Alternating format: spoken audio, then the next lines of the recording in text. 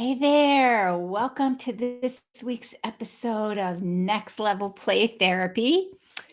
Last week I took a little bit of break and took some time to hang out with my family. I tagged along on a work trip they had to Switzerland, which was amazing. And I'll tell you what, it was so nice just to take a little break. I don't know about you guys. I am really terrible about taking breaks and just having that week off to spend time with people that I really care about and take some time away, get enjoy a different culture, practice using a different language. It was really, really amazing. So it was really nice to have that time away.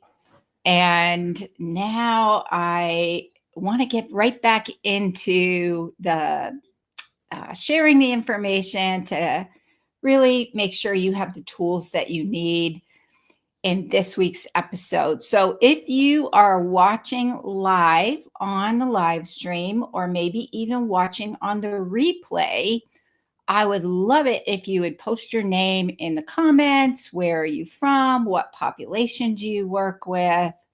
What is your experience working with challenging parents? I would even say, what is your confidence level working with parents in general? And what are some of your what are some of the things that maybe you've kind of encountered along the way when you're working with challenging parents? And those are really what I want to focus on today, which is giving some tips and strategies that I've learned in my 30 plus years of working in the child and adolescent mental health field. If you're listening on the podcast, I have activated some brand new feature. I don't really know how it works yet. I think we have to get a link. I'm not quite sure. But be aware, if you're listening on the podcast, I now have a feature where you could click the link and send me a message, which is so cool. So go ahead and post your name in the comments. Where are you from? What population do you work with? Your experience and experiences working with challenging parents in play therapy. The only thing that I ask is that we not post specific information about specific clients because it is a public format. So we want to maintain privacy with that. So let's get started for this week.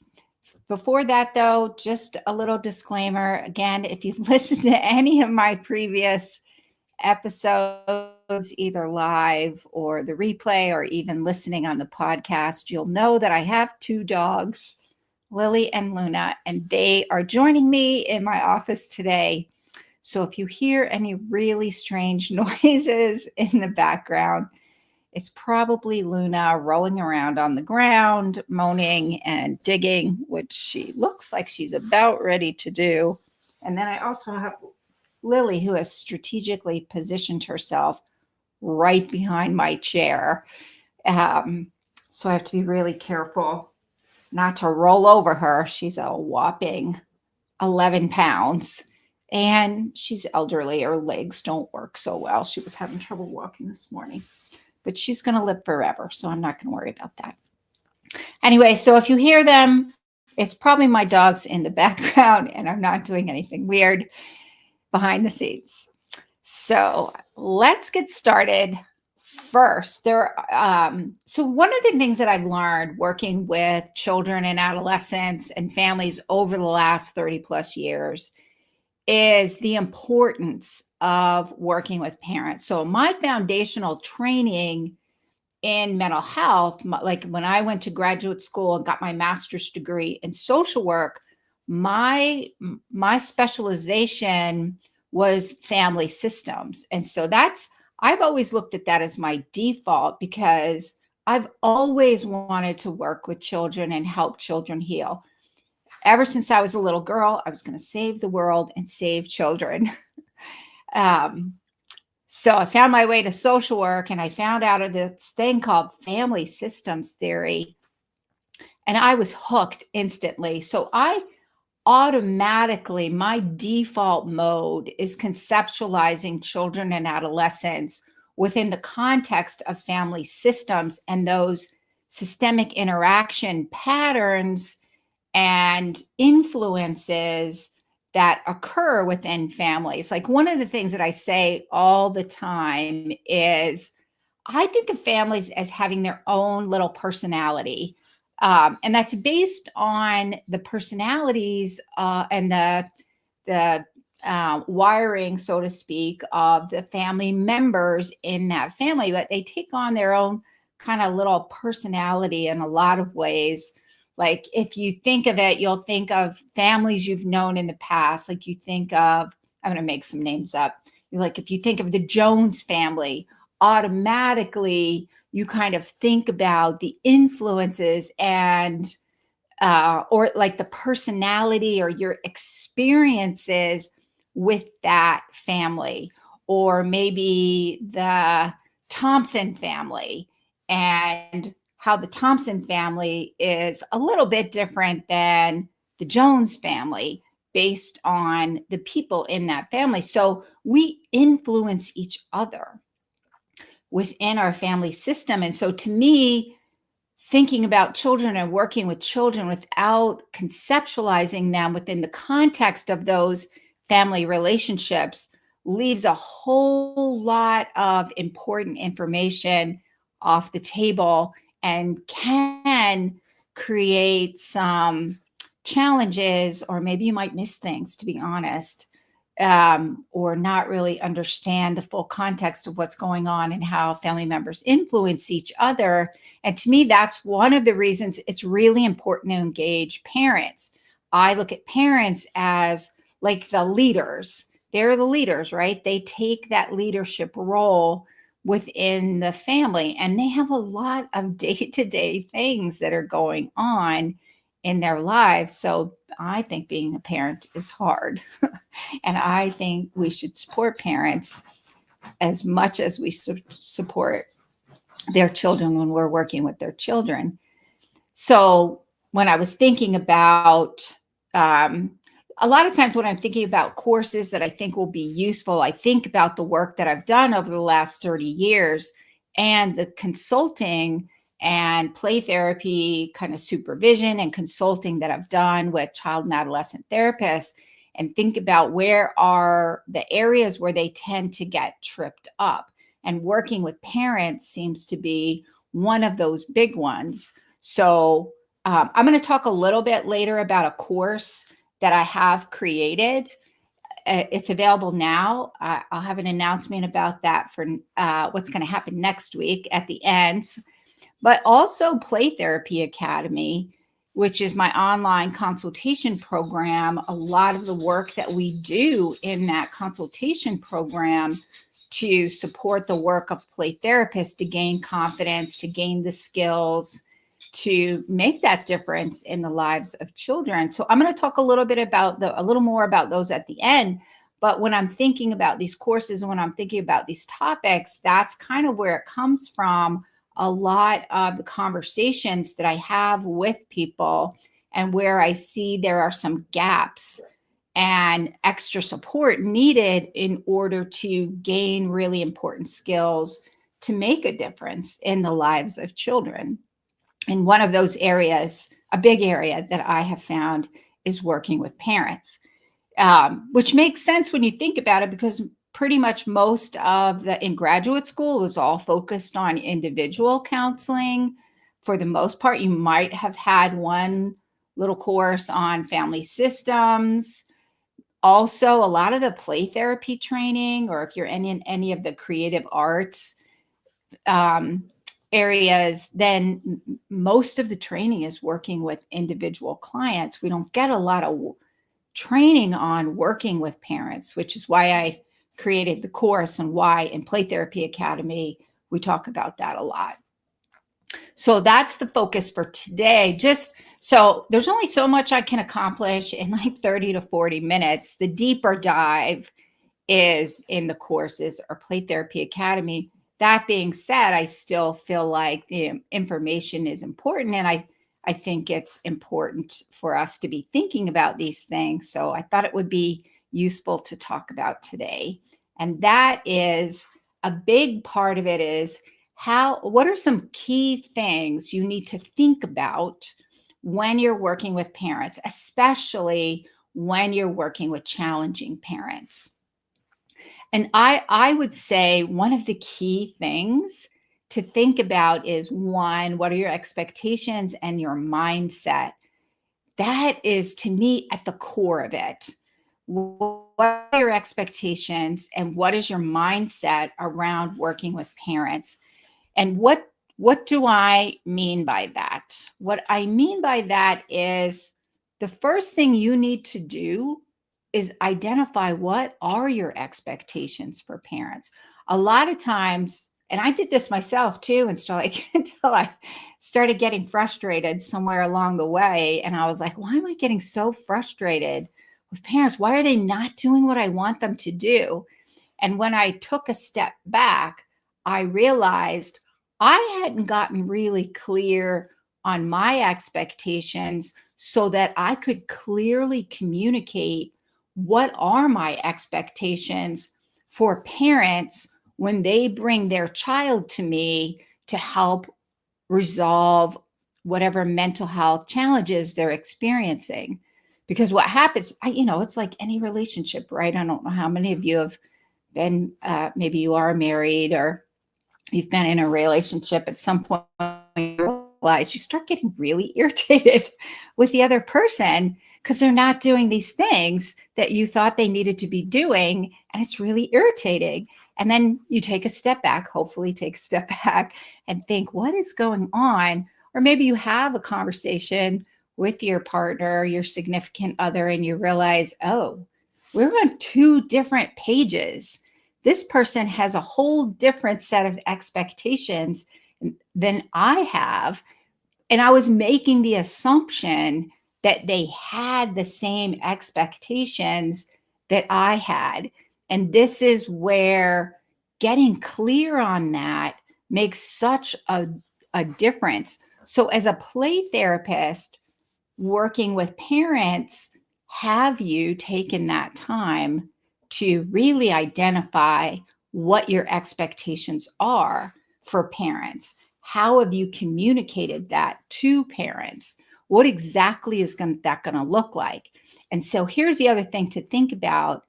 I'm not talking about what you think they will do.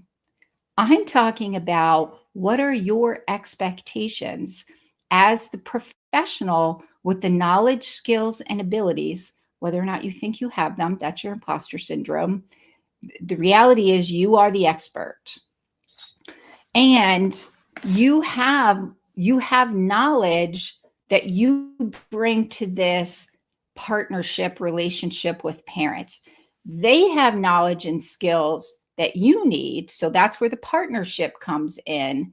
So they have their role and you have your role.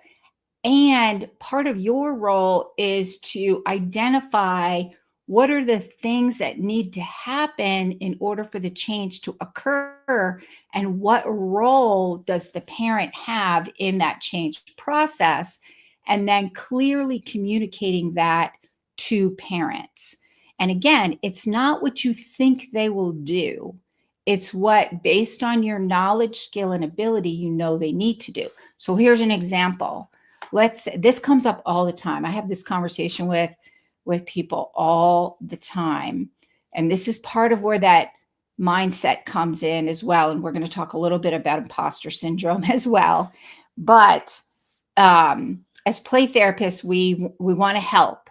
So you just want to get started and you're gathering the information. You get started with parents, and now you're starting with the child, and now you're talking to the parents. Hey, I want to schedule, there are some issues coming up. Parents are calling you in between sessions, telling you all the things that aren't working. And then you go to say, hey, let's schedule a parent appointment. And they're like, no, I have the other kids. I can't get a babysitter. I work full time. no, I can't get a hold, my partner's not available. There's no way we can come in. Or they say to you, "Oh, okay, I'll give you a call back." And then you never hear a call back and you try calling again and they're like, "Okay, I'll call you back." And then it never happens. And then you're frustrated, right? You're like, "Why isn't this working? What?" And then we start doing a little parent blaming.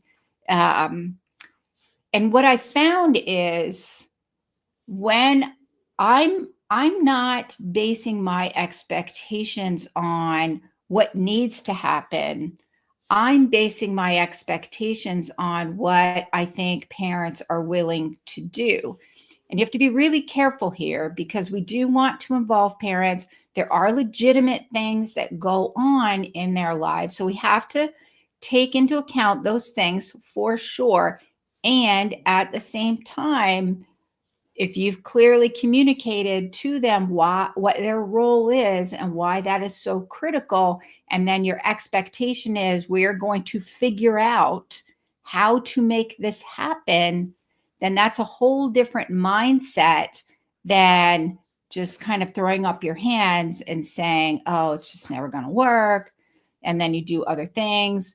But then the other problem is when your imposter syndrome gets activated. You'll know your imposter syndrome is activated when you start second guessing yourself.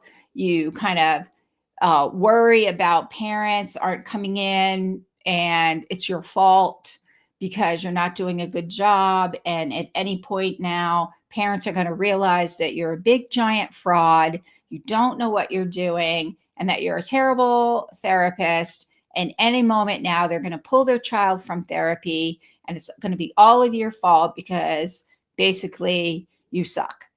And if that's going on, then the likelihood your imposter syndrome got activated is pretty high. And imposter syndrome will shut you down. It will make you second guess yourself. It will keep you from having really important conversations with parents about what needs to happen in the change process. So, how many of you have even identified, like, what are your expectations for parents? What is that going to look like? And what is your belief about the importance of parents in the change process? And especially when you're working with challenging parents, getting really clear on that is important. And then having those conversations about what needs to happen means you're going to you're going to have to identify when your imposter syndrome has gotten activated, because it will shut you down and keep you from having important conversations with parents. Which brings me to the next thing, which is relationship. Relationship. Our ability to facilitate what I call lasting change for children and adolescents in play therapy is really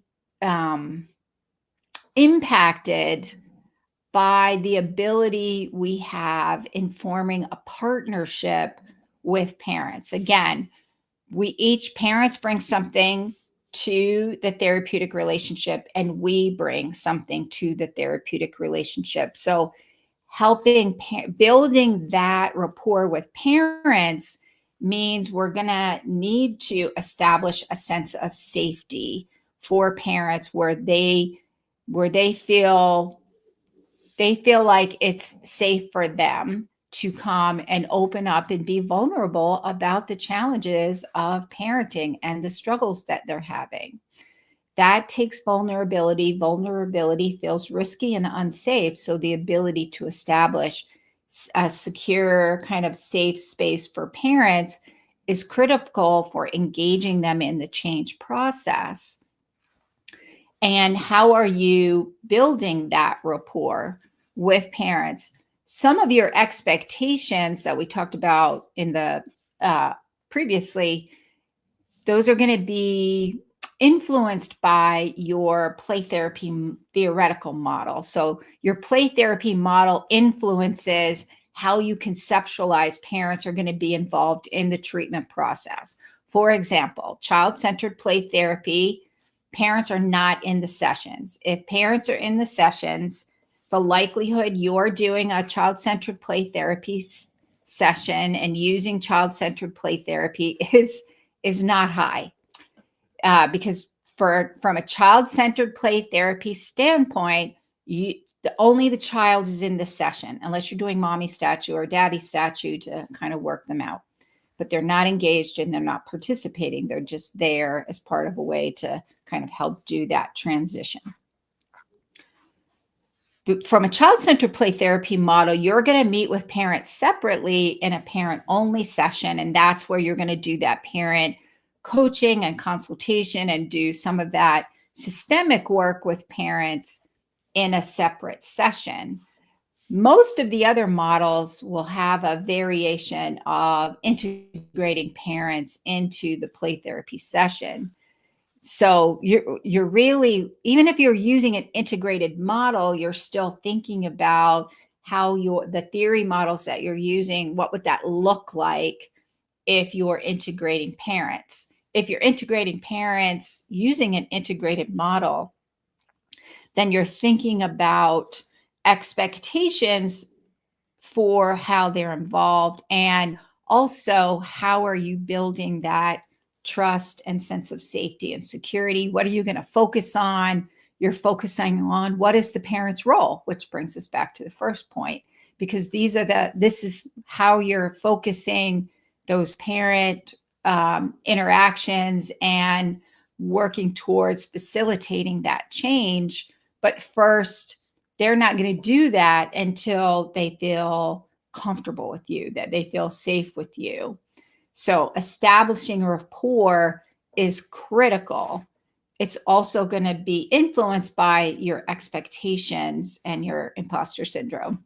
So you want to think about all of these things and kind of how they influence one another. Relationship is really, really important. So how are you building relationship with parents? What are some of the barriers that you're going to have to overcome to make sure you have that contact? You can't build relationship with parents if you're not spending time with them.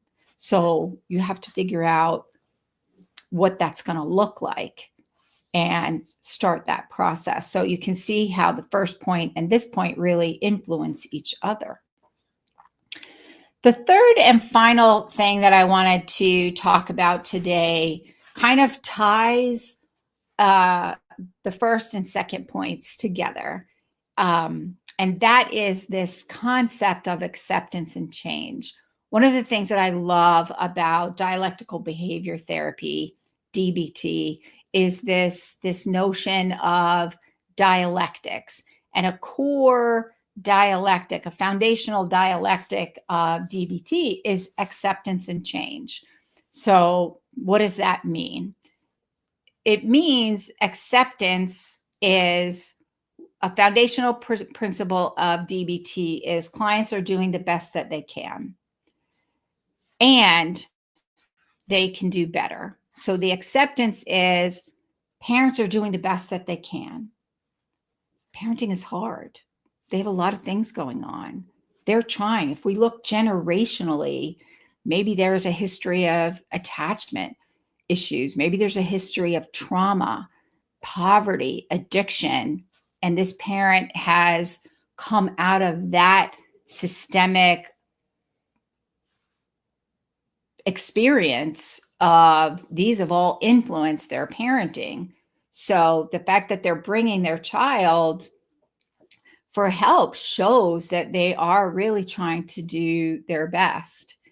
And the change part is they can always do better, right? We're doing the best that we can at any moment of time, and we can always do better.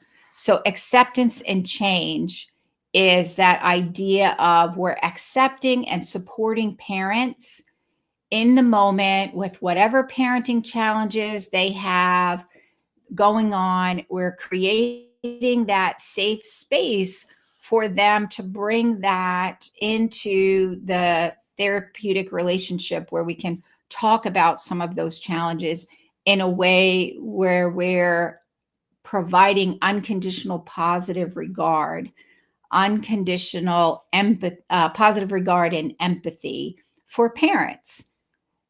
Now, there are certain things that, we probably have to hold boundaries around. We are, here in the United States, and I suppose outside of the United States, we have this whole concept of mandated reporting. So there are certain things that can't be tolerated, such as abuse or things that are putting the child in danger. There's a whole lot of gray areas as well. And when you're working with children and you're navigating family systems, especially the higher acuity family systems, meaning those families that have generational histories of trauma, attachment, addiction, poverty, they're going to have a lot more challenges in parenting. And part of our role is to partner with parents to help them learn these skills. But again, they're not going to do it unless they trust us. So we're kind of accepting where they are and some of the limitations that they come to the relationship with because of their own life experiences, and then figure out how to help them make the change that's necessary within that strong therapeutic rapport. To do that, we really have to embrace the duality of the work with parents. To me, that's acceptance and change. Parents are doing the best that they can, and they can do better. So if you're thinking about like your expectations, right? This is where acceptance and change comes in really handy, so to speak. Acceptance, parents are doing the best they can. Change, they really need to be engaging in the way that I know is going to be critical for the change process to occur. So that's the change.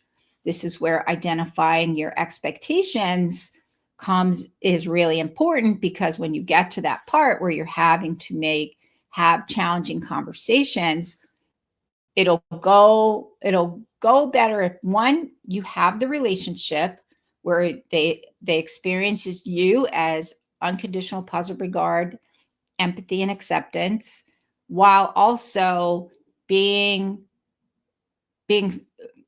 confident enough because you have established your expectations, you know what needs to happen. So you're having conversations with them about, hey, these things need to occur. So how can we make this happen? What are the barriers that are going on that are getting in the way of this? We have that conversation and we figure it out and work together. So that they all kind of work together, these three key points for today, which is mindset, relationship, and acceptance and change.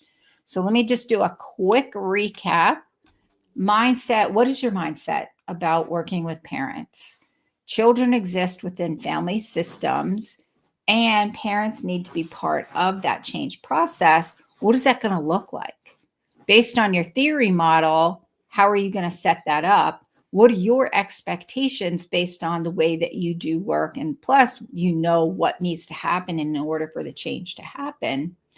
What is that going to look like? And how are you communicating that to parents? One of the things we talk about a lot in Play Therapy Academy, which is my online consultation program, we talk about this part a lot, trying to figure out some of those things, identifying when imposter syndrome has been activated, what are the dynamics within the family system, and how to approach issues in order to work through some of these barriers that are getting in the way of change happening. First thing is really figuring out, what are your expectations and when has your imposter syndrome gotten activated? Because your imposter syndrome will shut you down for sure. The other thing is relationship. really that's the glue to there. Like your play therapy theoretical model is definitely important. However, the therapeutic relationship that you build with parents is like the glue that keeps them in the change process. You're like if you use an attachment lens, like I love using an attachment lens, parents are the attachment figure for their children. And in some ways, we function as in an attachment capacity with parents to help them make those changes. When we have those strong relationships, parents can trust us and rely on us to be open and vulnerable and to be willing to make changes, especially hard changes, because they trust us. So your play therapeutic model, your play therapy model is going to influence how you integrate parents in the change process. You're still, regardless of that, you're still focused on partnering with them. And that requires relationship with them. And then the third thing is, to me, this is kind of what wraps up the whole topic, which is acceptance and change. Parents are doing the best that they can. Parenting is hard. And supporting parents is critical for that lasting change. And acceptance that parents are doing the best they can and communicating that unconditional positive regard and empathy for parents is important.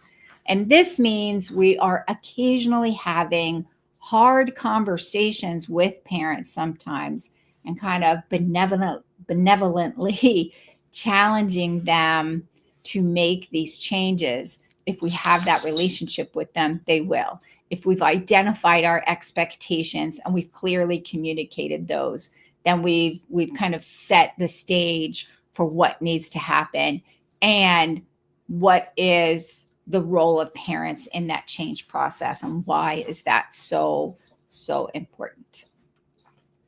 So that is it for today. I want to tell you a little bit. I have, if you go over to my website at rhplaytherapytraining.com and you go to the courses page, you'll see a whole bunch of courses there. Getting grounded in play therapy foundations, getting grounded in play therapy case conceptualization, getting grounded in play therapy treatment planning, getting grounded in play therapy progress notes, and also getting grounded partnering with parents in play therapy. So all of these courses are included in the Play Therapy Academy program. But not everybody needs the Play Therapy Academy program. Not everybody needs that consultation, so that you can buy them separately. The getting grounded partnering with parents in play therapy, the course came about based on feedback that I got from the people in Play Therapy Academy. What are their struggles? Where are you struggling? Plus, my almost 35 years experience working with parents and knowing, learning from all my mistakes along the way and figuring out how this works. So I put all of that in this course. Getting grounded, partnering with parents goes much deeper into what we've talked about today, using a neuroscience and attachment lens. That's your model that you're using to conceptualize the role of parents, plus the work that you're going to be doing with parents and how to facilitate that change, including when you're working with challenging parents and coming up with your expectations. How are you working with parents? What is the role of parents? How do you help engage parents in the change process? That is all in getting grounded, partnering with parents. And I've even included in there some tips that I've learned working with some high conflict divorced parent situations, how to navigate through some of that. So, because that's another one that comes up a lot. So That's available now.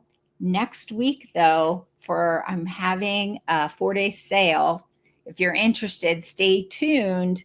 Check my website. Starting Wednesday next week, it's going to be on sale if you want to watch it, if you want to get it for the sale.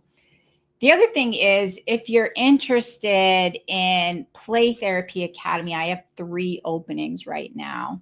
All of these courses I mentioned are in Play Therapy Academy to give you a really, really, really strong foundation. The courses help give you the knowledge. One of the things that I noticed is people come to Play Therapy Academy with different experiences, and there were some foundational things that I recognized are critical for the ability to really develop that knowledge and confidence to make a difference, the skills needed.